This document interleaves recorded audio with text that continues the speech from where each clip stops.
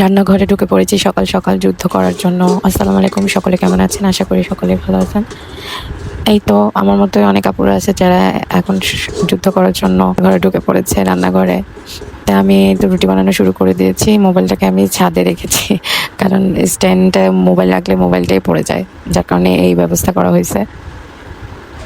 এখন কার কার ঘরে যুদ্ধ শুরু হয়ে গেছে, থালা বাসনের ঠুংঠাং শব্দ শুরু হয়ে গেছে, কমেন্টে জানাবেন। সকাল মানেই যেন মেয়েদের জন্য নতুন এক দৌড়ঝাঁপ।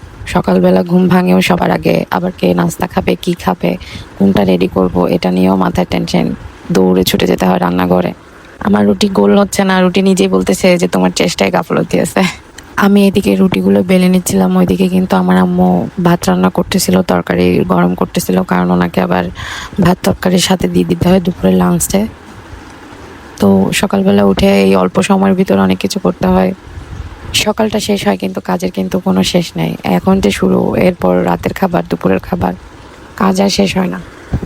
রান্নাঘরে যেমন চুলা জ্বলে ওঠে, তেমন চলে ওঠে মেয়েদের ধৈর্য।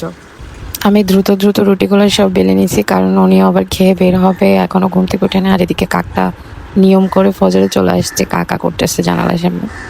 একটা একটা রুটি ছেঁকা শুরু করে দিয়েছি, আবার চাও করতে হবে। এখন ঠান্ডা পড়তেছে, গরম পানিও করতে হবে। সকাল সকাল অনেক চাপ হয়ে যায় মেয়েদের, যে বিশেষ করে যাদের হাজব্যান্ড সকালবেলা খাবার নিয়ে যায়, আবার বাসায় নাস্তা করে যেতে হয়। পরিবারের সকলের দিনটা যেন ভালো যায়, সুন্দর যায়, এই চেষ্টাটাই শুধু মেয়েরা করে। এটা শুধু কাজ না, এটা একটা মেয়ের দায়িত্ব। আর এই কাজটাই সব থেকে ভালোবাসা দিয়ে যত্নে করে মেয়েরা।